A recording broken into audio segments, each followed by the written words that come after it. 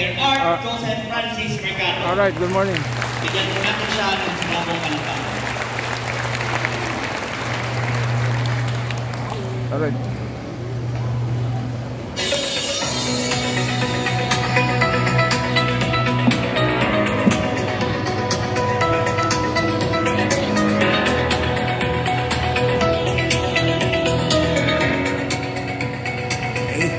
Magandang umaga po sa inyong lahat. Isang mapagpalang araw, syempre sa ating mga board passers, no? And our magagaling na estudyante with honors. Pero bago ang lahat, no? Nais ko po munang batiin ng ating mga masisipag at ginagalang ng mga konsehal. Simulan na po natin kay Konsehala Bernadette Olivares. Alright. Konsehala Nina Almoro. Alright. At Konsehal VJ Solidug. At syempre sa ating napakahusay, ito may pagmamalaki ko, ang ating PAIO and Tourism, Culture and Arts Chief, Sir Jericho Colina.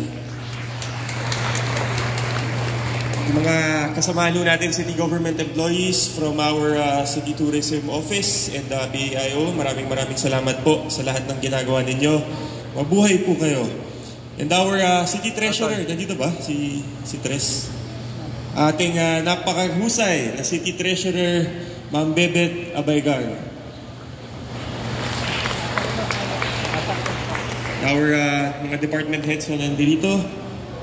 Siyempre, sa mga superstar ng ating event ngayon, ang ating mga awardees ng Gawad San Pedro, sa minamahal na magulang na naririto ngayon, mga kapwa ko San Pedrense, magandang araw po sa inyong lahat. Sa ngalan po ng ating city government at ng lahat ng mamamayan ng ating lungsod, binabati ko po kayong lahat na naririto ngayon ng congratulations para sa mga karangalang inyong nakamit.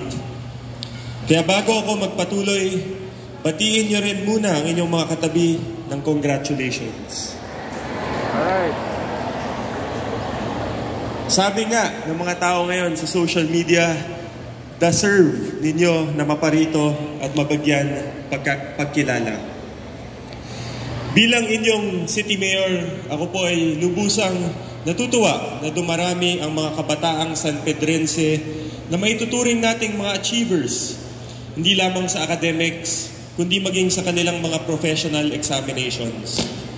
Hindi man po kami, si Kuya Will, na namimigay ng jacket. Nagdesisyon po kami sa city government na taasan ngayong taon ang cash incentive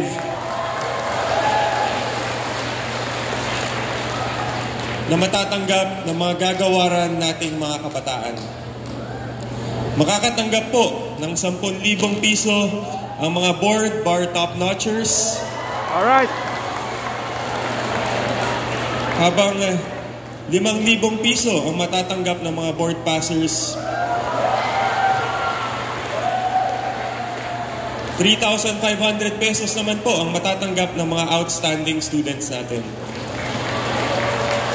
Tulad ng mga graduate ng may mga Latin honors at nakatanggap ng mga katulad na award. Asahan po ninyo na paitingin pa natin ng ating administrasyon, ang ating pagsuporta sa edukasyon ninyong mga kabataan at pagkilala sa mga karangalang inyong ibinibigay sa ating bayan. So in fact, ngayon ho, this week, yung ating pag-release, di ba, ng tulong pinansyal para sa mga magsasipagtapos na ginagawa ho natin sa Robinson's Galleria. And patuloy din po ang ating pagbibigay, no, ng pag-distribute ng ating 2 sets of uniform para sa lahat ng public school students dito sa ating lungsod ng San Pedro. So, it goes to show, no, na priority po talaga ng ating administrasyon ang edukasyon, no? Pataasin ho natin ang kalidad ng edukasyon dito sa ating bayan.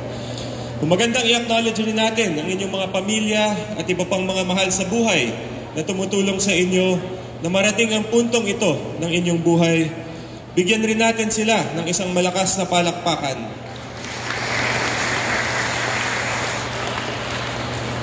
Maganda siguro mamaya after ng incentive distribution, pag inawitan kayo na baka naman libre ninyo sila sa Starbucks Tim Hortons. Alright. O kaya sa DTF. Ano yung DTF? After all, ang karangalan ninyong ito ay karangalan din ng inyong pamilya. Tunay na dapat talaga tayong magsaya ngayong umaga dahil tinutupad ninyong mga kabataan ang hangad ni Rizal na magkaroon ng mga kabataan na matalino at mahusay. Ang inyong mga nakamit na karangalan ay sapat ng patunay na isinasabuhay ninyo ang kanyang dakilang pangarap. Karamihan sa inyo rito ay mga graduate with honors at ang iba naman sa inyo ay kung hindi board bar top-notchers, ay passers naman ng kanya-kanyang licensure or certification exams.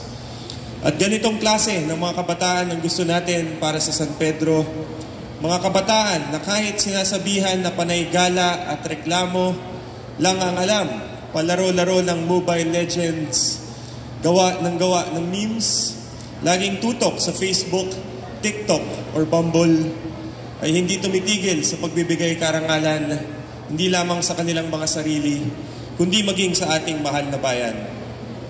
Sa panahon ngayon na maraming mga kabataan ang indulge sa buhay wasak at you only live once na lifestyle, pinatunayan ninyo na mas maigi pa rin na magkaroon ng tamang study-play balance at mag-pursue ng academic excellence. Pero higit sa pagiging parangal, kailangan rin nating ma-realize na ang parangal na ito ay may kaakibat rin na responsibilidad. Higit sa pagiging paraan ng pagkilala sa inyong natatanging galing, ay ipinapaalala rin nito sa inyo na dapat kayong maging mga mahuhusay na kabataang handang maglingkod sa inyong bayan. Sa makatuwid, ang inyong mga honors ay isang noblesse oblige, isang yoke na kailangan nating bitbitin at isabuhay para gumanda ang ating bayan. Ang mga karangalang nagbitbit sa inyo rito ay dapat mag-udyok sa inyo na gamitin ang inyong talino at husay sa pagpapabuti ng ating bansa. Lalo na't patuloy nating hinaharap ang maraming krisis na nagpapabagal sa ating pag-unlad. At maraming paraan upang may sagawa natin ang dakilang layunin na ito, mula sa pagsapi sa mga samahang pagsibiko, pag-practice ng tama sa inyong mga propesyon, at pagiging mga aktibong mamamayan ng ating mga kanya-kanyang komunidad. Hindi naman nauubusan ng mga civil society organizations ang ating bayan na inyong maaring salihan or magtayo kayo ng inyong mga sariling samahan na mag-a-address ng iba't ibang community issues natin. Total, next week ay filing na ng candidacy para sa barangay at SK elections. Malay natin, itong mga awards na inyong nakamit ang mag-udyok sa inyo na pasukin ang higher call for public service.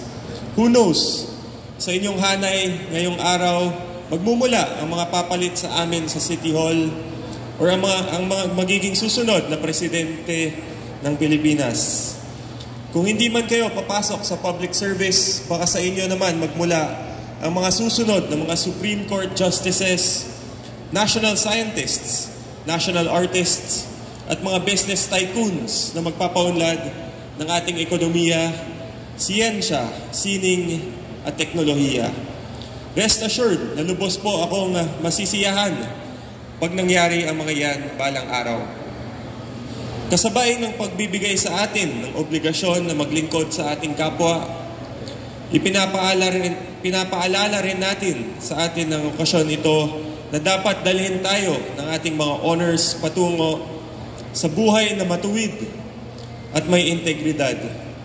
Magandang pagpapaalala ito, lalo na't palagay ko napapansin ninyo na may mga matatalinong tao sa ating henerasyon na hindi ginagamit ng tama ang mga talentong ipinagkaloob sa kanila.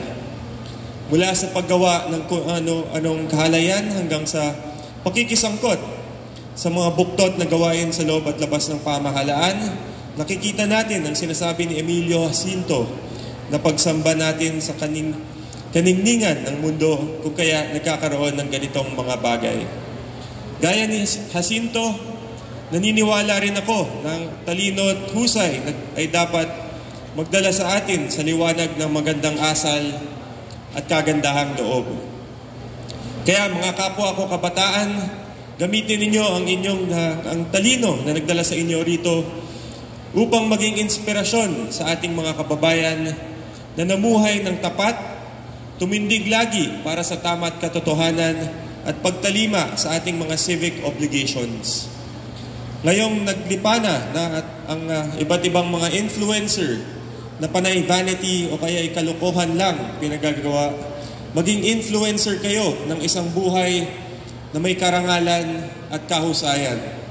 Sa ganitong paraan, nagiging kasangkot kayo sa pagbabago ng ating lipunan na mithiin rin ng ating henerasyon. Bilang pangwakas, tutal ngayong araw ang ika-127 anibersaryo ng pagsisimula ng Philippine Revolution. Magandang paalala sa atin ang iniwang salita ng isa sa mga bayani ng himagsikan, si Doña Gliceria Villavicencio, na himukin at turuan ang ating kapwa na maging huwarang mamamayan na nababatid ang tawag ng tungkulin. Bilang mga awardees ng Gawad San Pedro, gamitin natin ang ating mga talento upang akayin ang ating mga kapwa San Pedrense patungo sa isang buhay na matuwid at mapaglingkod sa ating kapwa. Bilang inyong City Mayor, umaasa ako na sasamahan ninyo kami sa gawaing ito sa anumang paraan na inyong nanaisin. Dahil ang mga dakilang bagay na inyong dadalhin para sa San Pedro ang siyang magdadala sa atin sa ating pangarap na manguna hindi lamang sa buong Laguna, kundi maging sa buong bansa. Muli, congratulations, maraming salamat at makasaysayang araw sa inyong lahat. Alright.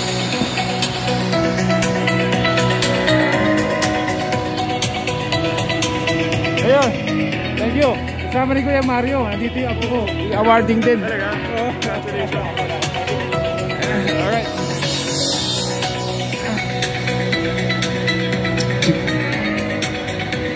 Maraming salamat po, Mayor Art, sa inyong taus-pusong talumpati. Tunay na nakakaganyak ito sa ating mga kabataan na gamitin ang kanilang talino at husay para paglingkuran ang ating bayan. At ngayon, ito na ang pinakahihintay ng lahat. Sisimulan na ang simbolikong pagkagantimpala sa mga mag-aaral, profesional at iba pang akademiko, bigyan ka raw ni Mayor ng 20,000. Alright. sa kanilang mga larangan. Ang sertipiko ay igagawad ni Mayor Art Mercado, Miss Susan Miranda ng Tanggapan ng Turismo, Kultura at Sining at Konsehala Bernadette B. Olivares. Alright. Alright, episode tayo. Hindi na ko alam kung ano episode. See you later, alligator. Tinatawagan